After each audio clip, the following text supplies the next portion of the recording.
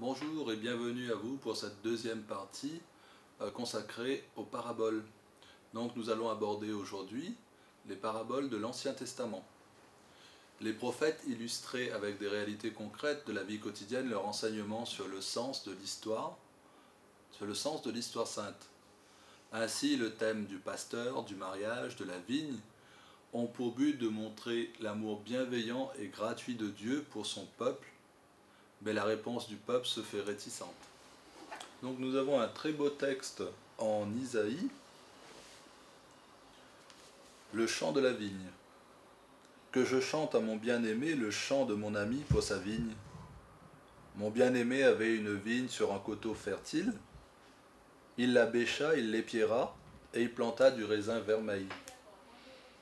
Au milieu, il bâtit une tour et il creusa même un pressoir. Il attendait de beaux raisins, mais elle donna des raisins sauvages.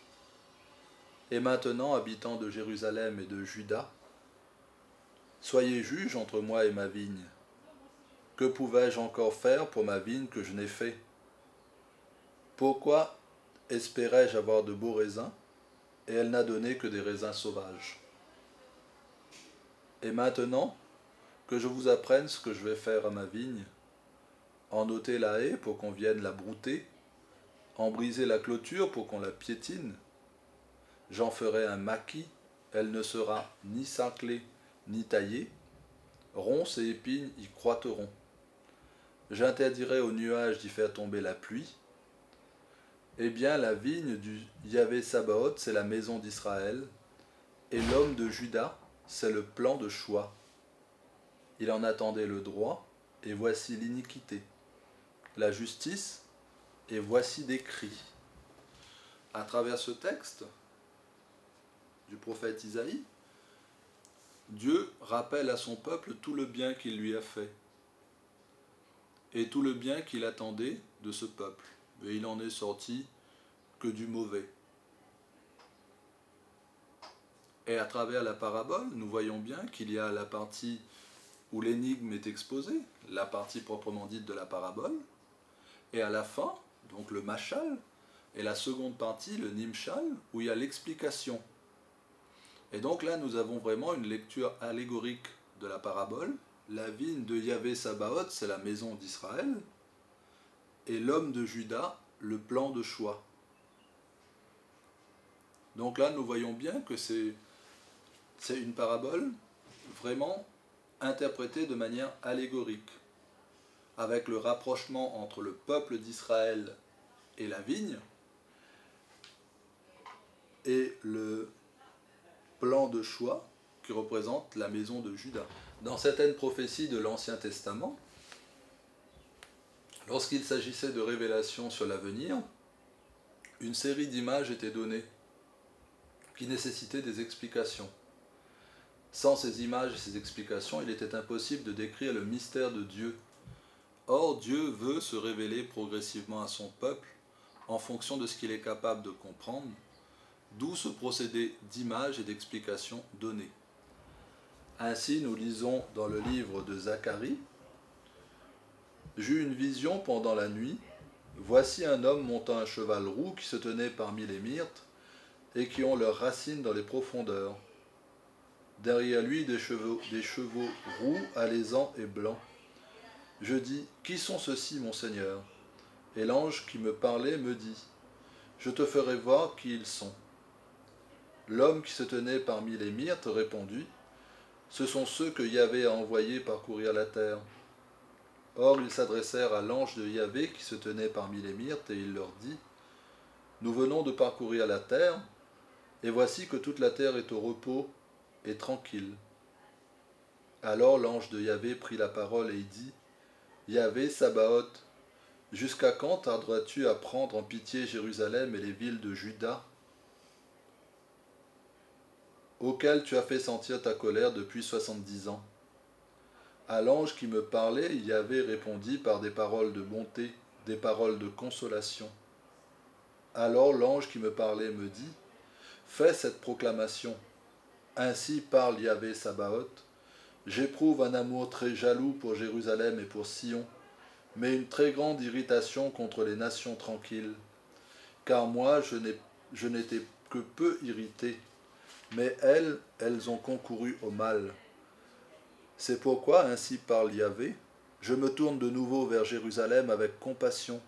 Mon temple y sera rebâti, oracle de Yahvé Sabaoth, et le cordeau sera tendu sur Jérusalem. Fais encore cette proclamation, ainsi parle Yahvé Sabaoth, mes villes abonderont de biens. Yahvé consolera encore Sion, il en fera et il fera choix de Jérusalem. Ainsi donc, après avoir donné la vision au prophète Ézéchiel, l'ange lui donne aussi l'explication de la vision. Sans cette explication, il était impossible de comprendre le sens de ce message. Nous pouvons noter aussi, nous retrouvons le même procédé dans le livre de Daniel, où le prophète ne comprend pas la vision qui lui est donnée. Aussi un ange interprète lui fait connaître le sens. Nous retrouvons le même schéma tripartite, symbole, demande d'explication, application du symbole à la réalité. Nous allons voir aujourd'hui, nous allons entrer un peu plus dans le cœur de notre enseignement en parlant des paraboles du Nouveau Testament. Le mystère du royaume des cieux et de la personne de Jésus est si nouveau qu'il ne peut se manifester que graduellement et suivant la réceptivité de ses auditeurs. C'est pourquoi Jésus, dans la première partie de sa vie publique, recommande à son sujet le secret messianique qui est mis en relief dans les 3 évangiles synoptiques et particulièrement dans l'évangile de Marc. Dans ce cas, nous comprenons mieux l'utilisation des paraboles qui, tout en donnant une première idée de sa doctrine, oblige à réfléchir et au besoin d'une explication pour être comprise. On arrive ainsi à un enseignement à 2 degrés, le recours à des thèmes classiques, le roi, le festin, la vigne, le pasteur et les semailles, mais l'ensemble des auditeurs sur la voie, mais les disciples ont droit à un enseignement approfondi de la doctrine donnée par Jésus lui-même. Ainsi, les paraboles paraissent comme une médiation nécessaire pour que la raison s'ouvre à la foi. Plus le croyant pénètre le mystère révélé, plus il entre dans l'intelligence des paraboles. Et inversement, plus l'homme refuse le mystère de Jésus, plus l'accès aux paraboles du royaume des cieux lui devient interdit. C'est ce qui est souligné chez les évangélistes, qui sont frappés par l'endurcissement du cœur de certains auditeurs de Jésus. Ainsi, les paraboles mettent en évidence l'aveuglement de ceux qui refusent le message du Christ. Nous lisons en Matthieu 13, au Matthieu chapitre 13, versets 13 à 15. « C'est pour cela que je leur parle en paraboles, parce qu'ils voient sans voir et entendent sans entendre, ni comprendre. Ainsi s'accomplit pour eux la prophétie d'Isaïe qui disait « Vous aurez beau entendre, vous ne comprendrez pas, vous aurez beau regarder, vous ne verrez pas. C'est que l'esprit de ce peuple s'est épaissi, ils se sont bouchés les oreilles et ils ont fermé leurs yeux, de peur que leurs yeux ne voient et que leurs oreilles n'entendent, que leur esprit ne comprenne et qu'ils ne se convertissent, et que je ne les guérisse. » Donc à travers ce qui est dit, nous comprenons que le mystère du royaume des cieux s'ouvre uniquement à des personnes de bonne volonté, désireux de connaître Dieu. À ceux dont le cœur est fermé et endurci, ils ne pénètrent pas le mystère du royaume des cieux. Les paraboles, le sens des paraboles leur est interdit. La parabole n'est pas une simple histoire racontée pour amuser un public. Elle veut faire découvrir à ses auditeurs les valeurs du royaume. Cependant, elle est plus qu'une information sur le royaume. Elle instaure ce qu'elle dit, et en le disant, elle n'est pas un bavardage, mais elle crée un événement. Les paraboles racontées par Jésus changent et transforment les situations et la réalité des auditeurs en même temps qu'ils rendent présent le royaume. Elles conduisent les auditeurs à se rendre compte que la nouveauté de la présence de Jésus, le royaume n'est plus à attendre, il est là. Dans le royaume, les catégories et les valeurs sont bouleversées par rapport à celles de la société. Un créancier doit remettre une dette énorme sans demander aucune contrepartie. Un propriétaire paye ses ouvriers de la même façon quel que soit le temps de travail effectué. Un roi qui invite aux noces de son fils des boiteux, des estropiés et des aveugles. Ces paraboles nous communiquent les valeurs du royaume qui ne sont pas ceux du monde, qui ne sont pas les nôtres. Nous allons voir aujourd'hui en Saint Luc ce que nous appelons la parabole du bon samaritain. Et voici qu'un légiste se leva et il lui dit pour l'éprouver: « Maître, que dois-je faire pour avoir en héritage la vie éternelle ?» Et il lui dit: « Dans la loi, qu'y a-t-il d'écrit? Comment lis-tu » Celui-ci répondit: « Tu aimeras le Seigneur ton Dieu de toute ton âme, de toute ta force et de tout ton esprit, et ton prochain comme toi-même. » « Tu as bien répondu, lui dit Jésus, fais cela et tu vivras. » Mais lui, voulant se justifier, dit à Jésus: « Et qui est mon prochain ?» Jésus reprit: « Un homme descendait de Jérusalem à Jéricho, et il tombait au milieu des brigands, qui, après l'avoir dépouillé et roué de coups, s'en allèrent, le laissant à demi-mort. Un prêtre vint à descendre par ce chemin-là, il le vit et passa outre.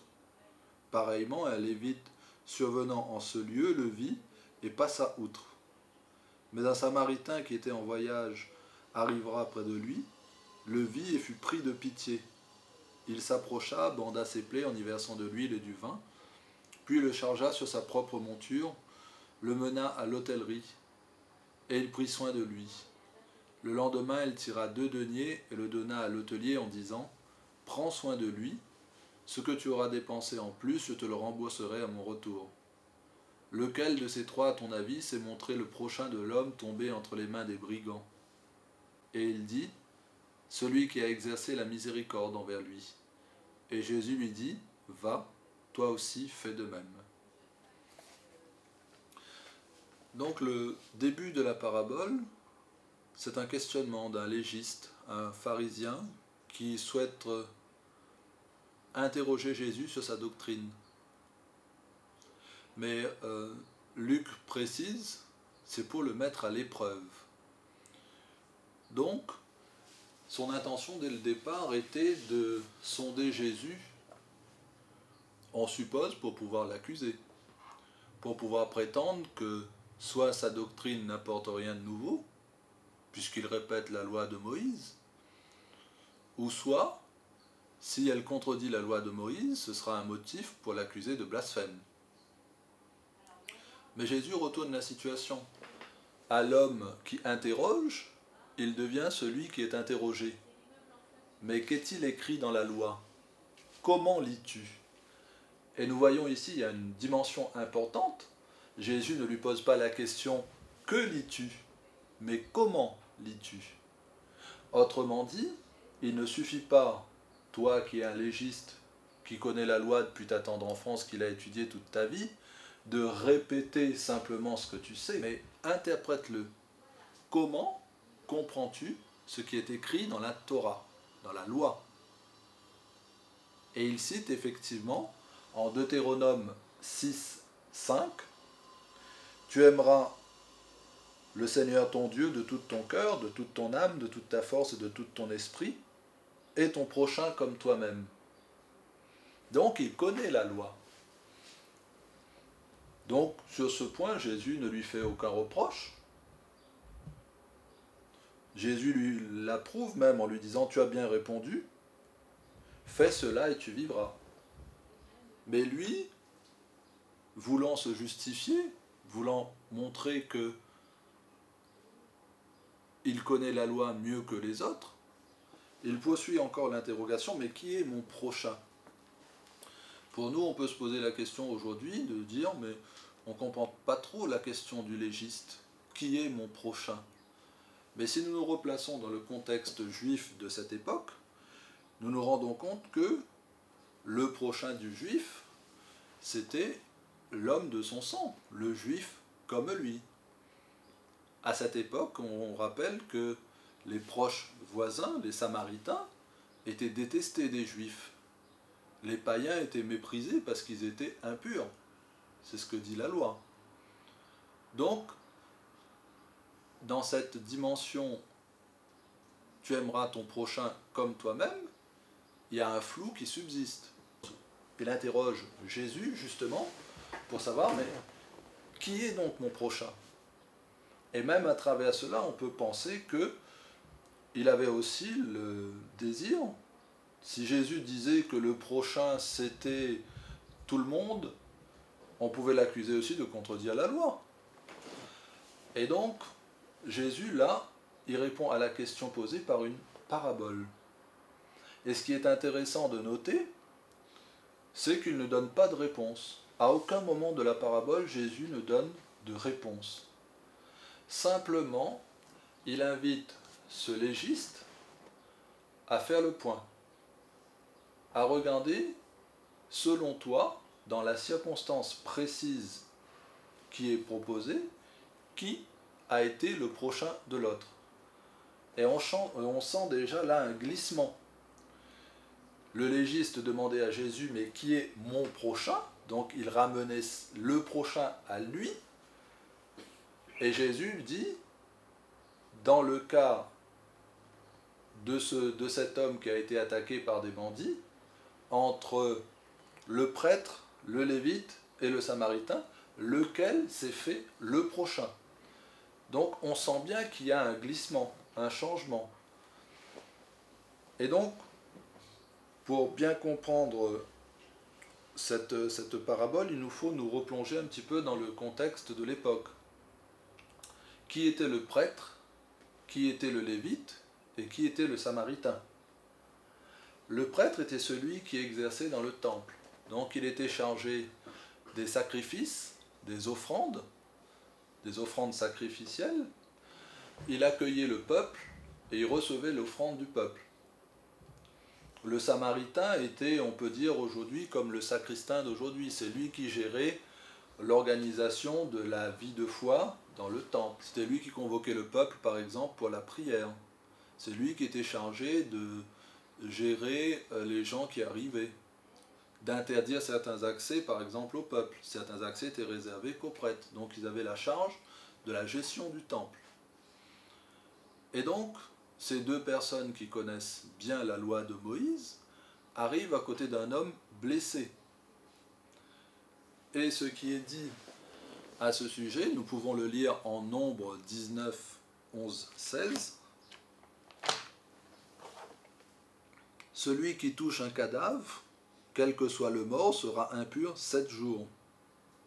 Il se purifiera avec ses eaux le 3e jour et le 7e jour, et il sera pur. Mais s'il ne se purifie pas le 3e jour et le 7e jour, il ne sera pur. Quiconque a touché un mort, le corps d'un homme qui meurt, et qui ne s'est pas purifié, souille la demeure de Yahvé, cet homme sera retranché d'Israël, car les eaux lustrales n'ont pas coulé sur lui, et il est impur, son impureté est en lui. Donc, le prêtre et le lévite connaissaient ce passage. Et rappelons-nous que cet homme quittait Jérusalem pour rentrer chez lui. Le prêtre et le lévite faisaient le chemin inverse. Ils allaient vers Jérusalem, certainement pour prendre leur fonction dans le temple. Donc la rencontre avec cet homme mourant, s'il lui avait porté secours, il serait été considéré comme impur et donc il n'aurait pas pu officier dans le temple. Donc, se basant sur ce passage, ils passent au loin et ils évitent à ce moment-là de porter secours à un homme mourant. Or, dans la loi, c'est ce que disait notre légiste au début, tu aimeras le Seigneur ton Dieu de tout ton cœur, de toute ton âme, de toute ta force, de tout ton esprit, et tu aimeras ton prochain comme toi-même. Le premier des commandements. Et donc, simplement pour ne pas se souiller, ils violent le premier commandement. Donc, ils connaissent la loi, mais ils passent outre. La loi est pour eux juste un carcan. Ça leur permet simplement de justifier le fait qu'ils ne peuvent pas, ou ils ne veulent pas, porter secours à cet homme qui est en train de mourir. Tandis que le Samaritain, lui, si on essaie de comprendre qui étaient les Samaritains à cette époque-là, c'était les proches voisins des Juifs. Donc ils habitaient en Samarie, donc proche de la Judée. Et on peut dire que c'était un peu les cousins des Juifs. C'était des Juifs qui étaient d'un petit peu de sang mêlé, on dira. Ils étaient en même temps de sang juif et de sang païen. Donc, aux yeux des Juifs de Judée, ils étaient considérés comme impurs. C'était des gens pas très fréquentables. Ils reconnaissaient cependant que c'était des frères, de par le fait qu'ils étaient quand même juifs d'un certain côté, mais d'un autre côté, ils les rejetaient. Ils n'étaient pas de vrais juifs. Et en plus de cela, il y a des différences au niveau de leur culte. Le culte qui est rendu par les Samaritains et ceux des Juifs ne sont pas les mêmes. Et là, on se rappellera en Jean 4, la rencontre entre Jésus et la femme de Samarie. Et Jésus le rappellera, le salut vient des Juifs. Et donc le culte des Samaritains est différent. Ils ne reconnaissent pas, par exemple, le temple de Jérusalem. D'où la question de la Samaritaine. Vous, vous dites que c'est à Jérusalem que nous devons adorer, tandis que nous, les Samaritains, on dit qu'il faut adorer sur cette montagne, le mont Gazirim.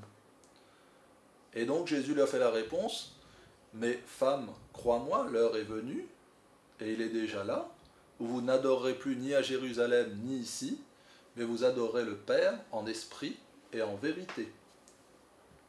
Donc, voilà un peu les différences qui opposent Juifs et Samaritains. Les Samaritains, d'autant plus qu'ils reconnaissent au niveau des textes les livres de la loi, donc Genèse, Exode, Nombre, Lévitique, Deutéronome, mais ils ne reconnaissent pas les textes des prophètes. Isaïe, Ézéchiel, Jérémie, les 3 grands et les 12 petits, et les textes des psaumes, les textes sapientiaux, ils ne le reconnaissent pas comme texte sacré. Leur canon, c'est uniquement la Torah ou la loi. Donc le Samaritain, il connaît aussi le premier commandement, tu aimeras le Seigneur ton Dieu de tout ton cœur, de toute ton âme, de toute ta force, de tout ton esprit, et ton prochain comme toi-même. Et il connaît aussi le commandement que nous avons lu, là, en Nombre 19, qui dit que tout homme qui touche un corps sera impur. Mais au-delà de tout calcul, il se penche sur cet homme avec un immense amour. Il est saisi de pitié, il est saisi aux entrailles, il est pris de compassion. Ça lui fait mal de voir cet homme dans cet état. Et donc, une fois saisi aux entrailles, il y a toute une série d'actions qui prouvent bien sa bienveillance envers cet homme, dont on ne connaît pas l'identité. On ne sait pas s'il est juif, on ne sait pas s'il est samaritain, s'il est païen. Et d'ailleurs, le samaritain s'en fiche. Ce n'est pas sa préoccupation. Son seul souci, c'est qu'il y a un homme qui est en train de mourir et que c'est une nécessité pour lui de porter secours. Et donc, nous voyons ici que des 3 personnages qui ont été en contact avec l'homme souffrant, seul le Samaritain le secourt. C'est lui qui accomplit et dépasse la loi, parce qu'il ne fait pas simplement que le porter secours et après il prend son chemin et il repart. Il arrive près de lui, il le voit, il est pris de pitié, il s'approche, il bande ses plaies, il le charge sur sa monture et il prend soin de lui. Et il demande à l'hôtelier de prendre soin de lui. Donc nous pouvons compter 7 actes bienveillants que ce Samaritain pose envers cet homme. 7 qui, rappelons-le, est un renvoi à l'Ancien Testament, donc les 7 jours de la création, mais aussi le chiffre 7 dans la Bible représente aussi la perfection. Donc cet homme, il ne se contente pas simplement d'un petit soin, et après il reprend sa route. Non, il interrompt son trajet, il prend le risque d'annuler ses rendez-vous, de perdre ses contacts, pour porter secours à cet homme. Et nous voyons à la fin, il laisse encore de l'argent à l'hôtelier en lui disant « Si cela manque, je te rembourserai la différence à mon retour, à mon prochain passage. » Et donc Jésus, se retournant vers le légiste qui l'avait interrogé, il lui dit, mais lequel des trois s'est fait le prochain de cet homme? Et le légiste de reconnaître, bah, c'est celui qui a fait preuve de bonté envers lui. Et la conclusion de Jésus, qui, sans essayer de convaincre le légiste, sans essayer de lui donner une explication, de lui faire la morale, simplement à travers cette parabole, il lui dit, va, identifie-toi à ce bon samaritain et fais de même. Va, accomplis et dépasse la loi. Jésus ne veut pas à tout prix nous forcer à entrer dans sa doctrine. Simplement à travers cette parabole ouverte, il nous ouvre une porte et il nous rend aussi participants à la loi et à sa volonté. Simplement, l'homme est invité à ne pas rester neutre, mais à se prononcer. Donc voilà, sur cette belle parabole, nous allons nous arrêter. Nous reprendrons la lecture de cette parabole. Nous verrons la lecture allégorique. Et ensuite, nous verrons la lecture un petit peu plus moderne sur l'analyse rhétorique du texte, donc dans les prochaines rencontres. Merci.